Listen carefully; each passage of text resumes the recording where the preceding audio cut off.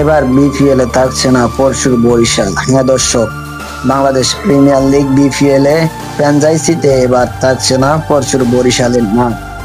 সর্বশেষ 2 আসরে এক আধিপত্য চালিয়ে শিরোপা জিতেছিলেন পরশুর বরিশাল। আগামী আসরেও চ্যাম্পিয়ন হওয়ার লক্ষ্য নিয়ে দল সাজানোর কথা বলেছিলেন ফ্র্যাঞ্চাইজির মালিক মিজানুর রহমান। তবে বিপিএল এ আগামী আসরে দেখা যাবে না জনপ্রিয় এই ফ্র্যাঞ্চাইজিতে পরশুর বরিশালকে।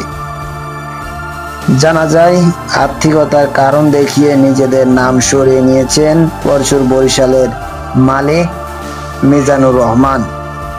পরশুর বরিশালের নাম প্রত্যাহার করার বিষয়ে ইফতেখার রহমান মিটু জানান, বরিশাল ফ্র্যাঞ্চাইজির মালিক মিজান ভাইয়ের সঙ্গে কথা হয়েছে। তিনি জানিয়েছেন, এত অল্প সময়ে এত বড় আয়োজন করা কঠিন।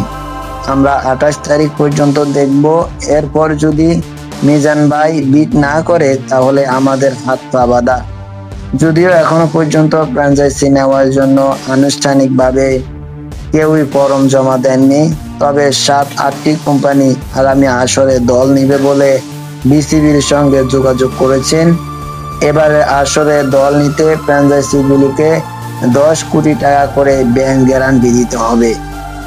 ইফতেখার রহমান জানান, কেউ যদি ব্যাংক গ্যারান্টি দিতে না পারে তাহলে দ্বিতীয় অপশনে যাবে বিসিবি। ব্যাংক গ্যারান্টি ছাড়া কাউকে দল দেওয়া হবে না।